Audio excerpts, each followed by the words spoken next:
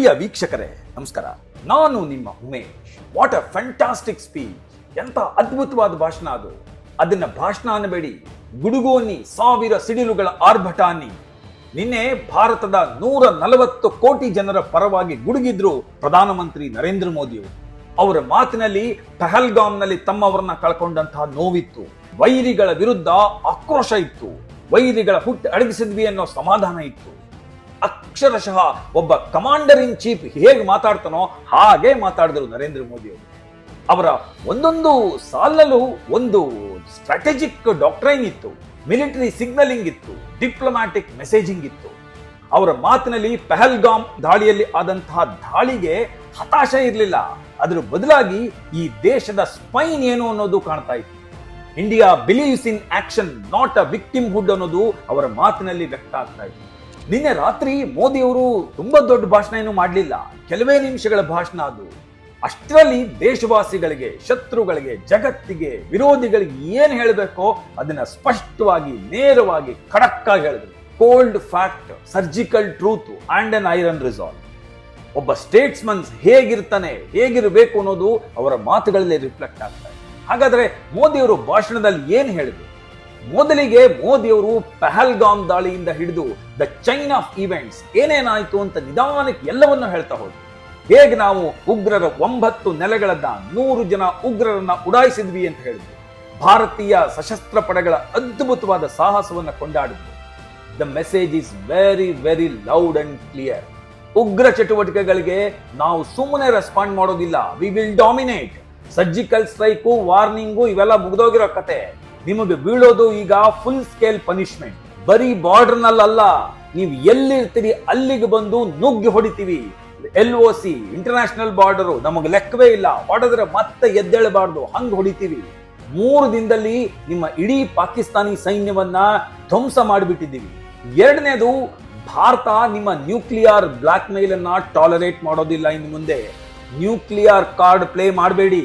ಅದ್ಯಾವನೋ ನಿಮ್ಮ ಮಿನಿಸ್ಟರ್ ಹೇಳದ್ನಲ್ಲ, ನಮ್ಮ ಹತ್ರ 100 ನ್ಯೂಕ್ಲಿಯರ್ ಬಾಂಬ್ ಇದೆ, 200 ಬಾಂಬ್ ಇದೆ ಅಂತ. ಅದನ್ನೆಲ್ಲ ನಮ್ಮ ಹತ್ರ ಇಟ್ಕೊಳ್ಬೇಡಿ. ನ್ಯೂಕ್ಲಿಯರ್ ವೆಪನ್ಸ್ ಗಳ ರಕ್ಷಣೆ ಪಡೆದು ಅದರ ಕೆಳಗೆ ಉಗ್ರ ಕೃತ್ಯಗಳನ್ನು ನಡೆಸಿದ್ರೆ ಎಲ್ಲವನ್ನ ಒಂದೇ ಸಾಲಿ ಉಡಿಸಿ ಮಾಡ್ಬಿಡ್ತೀವಿ.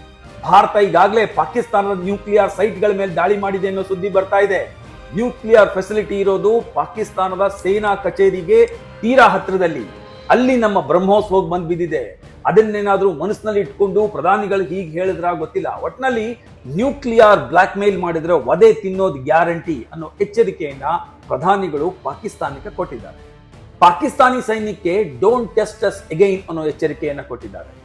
ಈ ಗ್ಲೋಬಲ್ ಪವರ್ಸ್ ಗಳಿದೆಯಲ್ಲ, ಅವುಗಳಿಗೂ ಕೂಡ ನಮ್ಮ ನ್ಯೂಕ್ಲಿಯರ್ ಡಾಕ್ಟ್ರೈನ್ ವಿಚಾರದಲ್ಲಿ ನೀವು ಬಾಯಿ ಮುಚ್ಕೊಂಡಿರಿ, ನಮಗೆ ಉಪದೇಶ ಮಾಡೋದಕ್ಕೆ ಬರಬೇಡಿ, ಹೀಗೆ ಹೇಳಿ ಅವರು ಬಾಯಿ ಮುಚ್ಚಿಸಿದೆ. ಬಹುಶಃ ಜಗತ್ತಿನ ಇತಿಹಾಸದಲ್ಲಿ ಒಂದು ನ್ಯೂಕ್ಲಿಯರ್ ಪವರ್ ಇರೋ ದೇಶ ಮತ್ತೊಂದು ನ್ಯೂಕ್ಲಿಯರ್ ಪವರ್ ಇರೋ ದೇಶವನ್ನ ಈ ಮಟ್ಟಿಗೆ ಬಗ್ಗು ಬಡದಂತಹ ಉದಾಹರಣೆ ನಿಮಗೆ ಎಲ್ಲೂ ಸಿಗೋದು. ಭಾರತ ಇವತ್ತು ಅಂತ ಕೆಲಸವನ್ನು ಮಾಡಿದೆ. ಇನ್ನೂ ಅಲ್ಲಿನ ಕತೆ ಮುಗಿದಿಲ್ಲ. ಪಾಕಿಸ್ತಾನದಲ್ಲಿ ಈಗ ತಾನೇ 4th ನ್ಯೂಕ್ಲಿಯರ್ ಬ್ಲಾಸ್ಟ್ ಆಗಿದೆ ಅಂತ ಸುದ್ದಿ ಬರ್ತಾ ಇದೆ. ಅಲ್ಲಿ ಇನ್ನೇ ಏನೇನು ಅನಾಹುತ ಆಗುತ್ತೋ ಯಾರಿಗ್ ಗೊತ್ತು.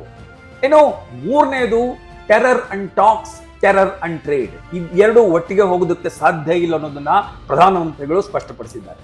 ರಕ್ತ ಹರಿಯೋ ಕಡೆ ನೀರು ಹರಿಯೋದಕ್ಕೆ ಸಾಧ್ಯನೇ ಇಲ್ಲ. ಹಾಗಾಗಿ ನಿಮ್ಮ ಜೊತೆ ಟ್ರೇಡೂ ಇಲ್ಲ, ಟಾಕ್ಸೂ ಇಲ್ಲ. ನಾವು ಮಾತಾಡೋದೇನಿದ್ರು ಟೆರರ್ ಮೇಲೆ, ಇಲ್ಲ ಅಂತಂದ್ರೆ ಪಾಕಿಸ್ತಾನ ಆಕ್ಯುಪೈಡ್ ಕಾಶ್ಮೀರದ ಮೇಲೆ. ಇವೆರಡು ಬಿಟ್ಟು ಬೇರೆ ಯಾವ ವಿಷಯದಲ್ಲೂ ನಾವು ನಿಮ್ ಜೊತೆ ಮಾತಾಡೋದಿಲ್ಲ. ಹೀಗೆ ಹೇಳೋ ಮೂಲಕ ಪ್ರಧಾನಿಗಳು ಪಾಕಿಸ್ತಾನದ ಜೊತೆ ಮಾತಾಡಿ ಅಂತ ಟ್ರಂಪ್ ನಂತವರು ಮೂಗು ತೂರಿಸ್ಕೊಂಡು ಬರ್ತಾ ಇದ್ರಲ್ಲ, ಅವರಿಗೆ, ಪಾಕಿಸ್ತಾನಿ ನಾಯಕರುಗಳಿಗೆ ಮತ್ತು ದೇಶದ ಒಳಗೆ ಒಂದಷ್ಟು ಜನ ಹೇಳ್ತಾ ಇದ್ರಲ್ಲ, ಅವರೆಲ್ಲರಿಗೂ ಒಟ್ಟೊಟ್ಟಿಗೆ ತಪರಾಕಿ ಕೊಟ್ಟಿದ್ದಾರೆ. ಏನು ಇಂಡಸ್ ವಾರ್ ಟ್ರೀಟಿಯನ್ನ ಮತ್ತೆ ರಿವ್ಯೂ ಮಾಡೋ ಪ್ರಶ್ನೆನೇ ಇಲ್ಲ, ಅದೆಲ್ಲವೂ ಒಂದಾಗೇ ಇರುತ್ತೆ. 4ನೇದು, ಕಳೆದ 2 ದಿನಗಳಿಂದ ನೀವು ಒಂದು ಫೋಟೋ ವೈರಲ್ ಆಗಿರೋದನ್ನ ಗಮನಿಸಿದ್ದೀರಾ. ಅದರಲ್ಲಿ ಅಬ್ದುಲ್ ರೌಫ್ ಅಂತ ಹೇಳಿ ಆತ UN designated global terrorist, Lashkar e ತೈಬಾದ ಟೆರರಿಸ್ಟ್ ಆತ. ಇಂಡಿಯನ್ ಏರ್ ಫೋರ್ಸು ಅವನನ್ನ ಮೊನ್ನೆ ಹೊಡೆದಾಕಿದೆ. ಅವನ ತಬೂತ್ಗೆ, ಅಂದ್ರೆ ಅವನ ಹೆಣದ ಪೆಟ್ಟಿಗೆಯ ಮುಂದೆ ನಿಂತ್ಕೊಂಡು 3 ಪಾಕಿಸ್ತಾನಿ ಕಮಾಂಡರ್ಗಳು ಶ್ರದ್ಧಾಂಜಲಿ ಅರ್ಪಿಸ್ತಾ ಇದ್ದಾರೆ. Shame shame. ಸೈನ್ಯದಲ್ಲಿ ಇವರೇನ್ ಕಡಿಮೆ ಇಲ್ಲ, ಇವರೆಲ್ಲ 3 ಸ್ಟಾರ್ ಜನರಲ್ಸ್ಗಳು ಅಲ್ಲಿ ನಿಂತಿದ್ದಾರೆ. ಮೋದಿ ಇದನ್ನ ಹಿಡ್ಕೊಂಡು ಜಾಡಿಸಿದ್ದಾರೆ. ಪಾಕಿಸ್ತಾನಿ ಸೈನ್ಯ ಎಂತ ಹೀನಾಯ ಪರಿಸ್ಥಿತಿಗೆ ಬಂದು ನಿಂತಿದೆ ನೋಡಿ. ಪಾಕಿಸ್ತಾನಿ ಸೈನ್ಯ ಉಗ್ರರನ್ನ ಪೋಷಿಸಿ ಬೆಳೆಸ್ತಾ ಇದೆ ಅನ್ನೋ ವಿಚಾರವನ್ನ ಜಗತ್ತಿಗೆ ಹೇಳಿದ್ದಾರೆ.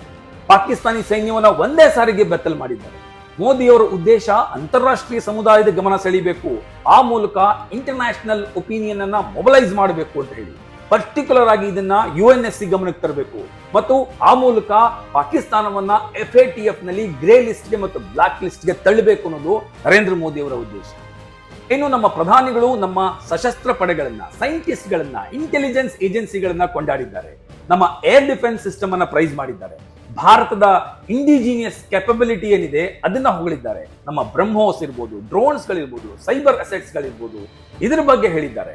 ಆ ಮೂಲಕ ನಮ್ಮ ಸಶಸ್ತ್ರ ಪಡೆಗಳ ಮೊರಾಲ್ ಏನಿದೆ ಅದನ್ನ ಬೂಸ್ಟ್ ಮಾಡೋ ಕೆಲಸ ಮಾಡಿದ್ದಾರೆ. ಮೇಕ್ ಇನ್ ಇಂಡಿಯಾದ ವೆಪನ್ಸ್ ಗಳನ್ನ ಹೊಗಳಿದ್ದಾರೆ. ತುಂಬಾ ಇಂಪಾರ್ಟೆಂಟ್ ಆಗಿ ನಾವು ಯಾಕೆ ಪಾಕಿಸ್ತಾನದ ಮೇಲೆ ದಾಳಿ ಮಾಡೋದನ್ನ ತಾತ್ಕಾಲಿಕವಾಗಿ ಸ್ಥಗಿತಗೊಳಿಸಿದ್ವಿ ಅನ್ನೋದನ್ನ ಕ್ಲಿಯರ್ ಆಗಿ ದೇಶಕ್ಕೆ ಹೇಳಿದ್ದಾರೆ ಪ್ರಧಾನಮಂತ್ರಿ. ನಾವು ಕೊಡ್ತಾ ಇದ್ದ ಹೊಡೆತವನ್ನ ನೋಡಿ, ಅವರ ಏರ್ ಬೇಸ್ಗಳು ಒಂದೊಂದು ಆಗಿ ಧ್ವಂಸ ಆಗ್ತಾ ಇದ್ದದನ್ನು ನೋಡಿ, they started licking the dust. ಅವರ ಟೆರರ್ ಇನ್ಫ್ರಾಸ್ಟ್ರಕ್ಚರ್ಗಳು ಡಿಸ್ಮ್ಯಾಂಟಲ್ ಆಗ್ತಾ ಇರೋದನ್ನು ನೋಡಿ ಪಾಕಿಸ್ತಾನದ DGMO ನಮ್ಮನ್ನು ಬಂದು ಬೇಡ್ಕೊಂಡ್ರು, ನಾವು ಇನ್ನು ಮುಂದೆ ಟೆರರಿಸಂ ಮಾಡೋದಿಲ್ಲ ಅಂತ ಅಂಗಲಾಚಿದ್ರು. ಹಾಗಾಗಿ ನಾವು ನಮ್ಮ ವಿವೇಚನೆಯನ್ನ, ನಮ್ಮ ವಿವೇಕವನ್ನ ಬಳಸಿ ಆಪರೇಷನ್ ಸಿಂಧೂರನ್ನ ಪಾಸ್ ಮಾಡಿದ್ದೀವಿ. ಆಪರೇಷನ್ ಸಿಂಧೂರನ್ನ ನಾವು ನಿಲ್ಲಿಸಿಲ್ಲ, ಸೀಸ್ ಫೈರ್ ಅನ್ನ ನಾವು ಒಪ್ಕೊಂಡಿಲ್ಲ. ಸದ್ಯಕ್ಕೆ ಒಂದು ಸಣ್ಣ ಪಾಸ್ ಕೊಟ್ಟಿದ್ದೀವಿ. ಒಂದು ಚೂರು ಬಾಲ ಬಿಚ್ಚಿದ್ರೆ ಮತ್ತೆ ಬಡಿತೀವಿ. ಈಗ ನಾವು ಒಂದು ನ್ಯೂ ನಾರ್ಮಲ್ ಅನ್ನ ಈಗಾಗಲೇ ಸೆಟ್ ಮಾಡಿಬಿಟ್ಟಿದ್ದೀವಿ. Act on terror will be considered as a war. ಹಾಗಾದಾಗ ನಾವು ಯಾರನ್ನೂ ಕೇಳೋ ಅಗತ್ಯ ಇಲ್ಲ. ನೀವು ನಮ್ಮ ಮೇಲೆ ಬಿದ್ರಿ ಅಂತಂದ್ರೆ ನಾವು ನಿಮ್ಮನ್ನು ಮುಗಿಸ್ತೀವಿ. ನಿಜ, ಇದು ಯುದ್ಧದ ಸಮಯ ಅಲ್ಲ, ಶಾಂತಿಯಿಂದ ಇರಬೇಕಾದ ಸಮಯ. ಆದ್ರೆ ಶಾಂತಿಯ ಮಾರ್ಗ ಶಕ್ತಿಯ ಜೊತೆನಲ್ಲೇ ಇರುತ್ತೆ ಅಂತ ಹೇಳಿದ್ರು ಪ್ರಧಾನಮಂತ್ರಿಗಳು. ನಾವು ಮಾಡಿದ ದಾಳಿಯನ್ನ we ended on our own terms. ಬೇರೆ ಯಾರು ನಮ್ಮನ್ನ ಬಂದು ನಿಲ್ಲಿಸಿ ಅಂತ ಹೇಳಲಿಲ್ಲ. ನಮ್ಗೆ ಯಾರು ಯುದ್ಧ ಮಾಡಬೇಡಿ ಅಂತ ಹೇಳಬೇಕಾಗಿಲ್ಲ. ಮೂರನೆಯವರ ಮಧ್ಯಸ್ಥಿಕೆ ನಮಗೆ ಬೇಕಾಗಿಲ್ಲ ಅಂದ್ರು ಪ್ರಧಾನಮಂತ್ರಿಗಳು. ಇದಕ್ಕೂ ಮುಂಚೆ ಟ್ರಂಪ್ ನಾವು ಭಾರತ ಪಾಕಿಸ್ತಾನದ ಮಧ್ಯೆ ಸಂಧಾನ ಮಾಡಿಸಿದ್ವಿ ಅಂತ ಹೇಳ್ಕೊಂಡು ಓಡಾಡ್ತಾ ಇದ್ರಲ್ಲ, ಗ್ಲೋಬಲ್ ಮೀಡಿಯಾಗಳು ಬಡ್ಕೋತಾ ಇದ್ವಲ್ಲ, ಅದಕ್ಕೆ ಮೋದಿ ಅವರು ಒಂದು ಕೌಂಟರ್ ನರೇಟಿವ್ ಅನ್ನ ಕೊಟ್ಟು ಅದು ಸುಳ್ಳು ಅನ್ನೋ ಮೆಸೇಜ್ ನ ಪಾಸ್ ಮಾಡಿದ್ರು. ಅಮೆರಿಕ ಇಲ್ಲಿ ಏನೂ ಮಾಡಿಲ್ಲ. ಪಾಕಿಸ್ತಾನಕ್ಕೆ ಹೊಡೆತ ಬೀಳ್ತಾ ಇದ್ದಂಗೆ ಅದು ಅಮೆರಿಕಾದ ಕಾಲು ಹಿಡ್ಕೊಂಡಿದೆ. ಅಮೆರಿಕ ನಮ್ಮ ಕಾಲು ಹಿಡಿದ್ರೆ ಏನು ಪ್ರಯೋಜನ ಆಗೋದಿಲ್ಲ. ದೇಶ ನಾಶ ಆಗೋದಕ್ಕಿಂತ ಮೊದಲು ನೀವು ಹೋಗಿ ಭಾರತದ ಕಾಲು ಹಿಡಿರಿ, ಬೇಡ್ಕೊಳ್ಳಿ, ಭಾರತ ಏನಾದ್ರೂ ಮಾಡಬಹುದು ಅನ್ನೋ ಸಜೆಷನ್ ನ ಅಮೆರಿಕ ಪಾಕಿಸ್ತಾನಕ್ಕೆ ಕೊಟ್ಟಿದೆ ಅಷ್ಟೇ. ಹಾಗಾಗಿ ಪಾಕಿಸ್ತಾನ ಭಾರತಕ್ಕೆ ಬಂದು ನಮ್ಮ ಕಾಲು ಹಿಡ್ಕೊಂಡಿದೆ ಯುದ್ಧ ನಿಲ್ಲಿಸಿ ಅಂತ ಹೇಳಿ ಅಷ್ಟೇ. ಜೊತೆಗೆ ಮೋದಿಯವರು ನಮ್ಮ ವಿಚಾರದಲ್ಲಿ ಮೂಗು ತೂರಿಸೋದಕ್ಕೆ ಬರುವಂತ ದೇಶಗಳಿಗೆ ಒಂದು ಖಡಕ್ ಎಚ್ಚರಿಕೆಯನ್ನ ಕೊಟ್ಟಿದ್ದಾರೆ. ಈ ಭಯೋತ್ಪಾದನೆಯನ್ನ ಮೂಲೋತ್ಪಾಟನೆ ಮಾಡೋ ನಮ್ಮ ಪ್ರಯತ್ನದಲ್ಲಿ ನೀವು ನಮಗೆ ಸಪೋರ್ಟ್ ಮಾಡಕ್ಕಾಗಲ್ಲ ಅಂತಂದ್ರೆ ಬಾಯಿ ಮುಚ್ಕೊಂಡು ಕೂತ್ಕೊಳ್ಳಿ, ಬಟ್ ಡೋಂಟ್ ಇಂಟರ್ಫಿಯರ್. ಉಗ್ರರನ್ನ ಹೊಡೆದು ಬರೋದಕ್ಕೆ ನಮ್ಗೆ US ಅಪ್ರೂವಲ್ ಆಗ್ಲಿ, UN ಅಪ್ರೂವಲ್ ಆಗ್ಲಿ, ಯಾವ ದೊಣ್ಣೆ ನಾಯಕನ ಅಪ್ರೂವಲ್ ಆಗ್ಲಿ ಬೇಡ ಅನ್ನೋದನ್ನ ಪ್ರಧಾನಮಂತ್ರಿಗಳು ಮೂಕಕ್ಕೆ ಹೊಡೆದಂಗೆ ಹೇಳಿದ್ದಾರೆ.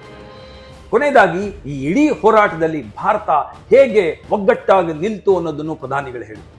ನ್ಯಾಷನಲ್ ಯೂನಿಟಿ ಬಗ್ಗೆ, ನ್ಯಾಷನಲ್ ಪ್ರೈಡ್ ಬಗ್ಗೆ, ನ್ಯಾಷನಲ್ ಫೈತ್ ಬಗ್ಗೆ ಭಾರತೀಯರನ್ನ ಮುಕ್ತ ಕಂಠದಿಂದ ಹೊಗಳಿದ್ರು. ಪಾಕಿಸ್ತಾನ ಪಹಲ್ಗಾಮ್ನಲ್ಲಿ ಹಿಂದೂಗಳನ್ನ ಹುಡುಕಿ ಹೊಡೆದದ್ದು ದೇಶದಲ್ಲಿ ಬೆಂಕಿ ಹತ್ತಿಸಬೇಕು ಅಂತ ಹೇಳಿ. ಆ ನಂತರವೂ ಸಹ ಗುರುದ್ವಾರಗಳನ್ನ, ಹಿಂದೂ ಮಂದಿರಗಳನ್ನ ಗುರಿಯಾಗಿಸಿಕೊಂಡು ಅಟ್ಯಾಕ್ ಮಾಡ್ತು ಪಾಕಿಸ್ತಾನ. ಜಮ್ಮುವಿನ ವೈಷ್ಣವ ದೇವಿ ಮಂದಿರದ ಮೇಲೆ ಅಟ್ಯಾಕ್ ಮಾಡ್ತು. ಕಾರಣ ಏನು?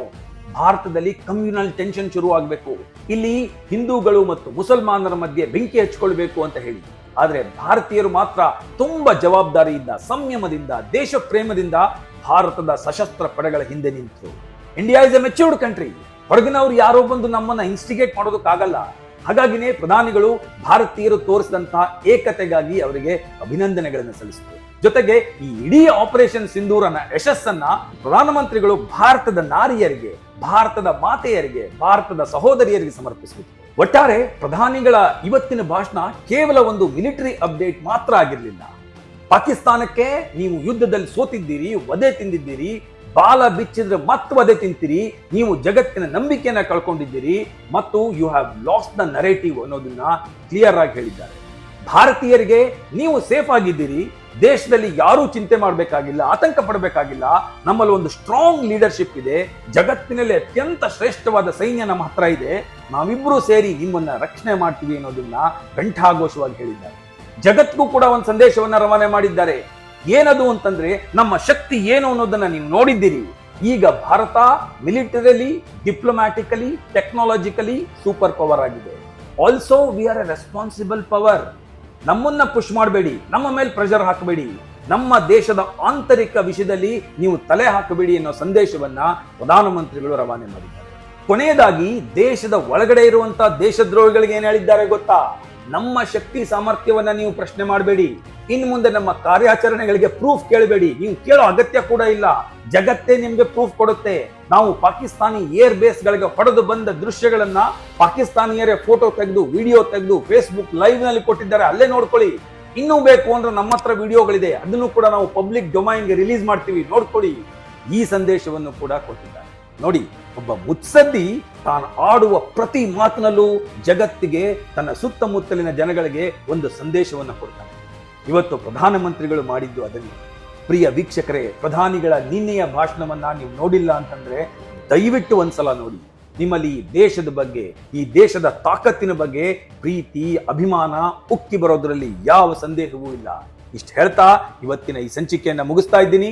ನಮ್ಮ ಈ ಸಂಚಿಕೆ ನಿಮಗೆ ಇಷ್ಟ ಆಗಿದ್ದರೆ ಲೈಕ್ ಮಾಡಿ, ಫಾಲೋ ಮಾಡಿ, ಶೇರ್ ಮಾಡಿ. ಹಾಗೆ ನಮ್ಮ ಧಾತ್ರಿ ಕ್ರಿಯೇಷನ್ಸ್ ಯೂಟ್ಯೂಬ್ ಚಾನಲ್ಗೆ ಸಬ್ಸ್ಕ್ರೈಬ್ ಮಾಡಿ. ನಮಸ್ಕಾರ.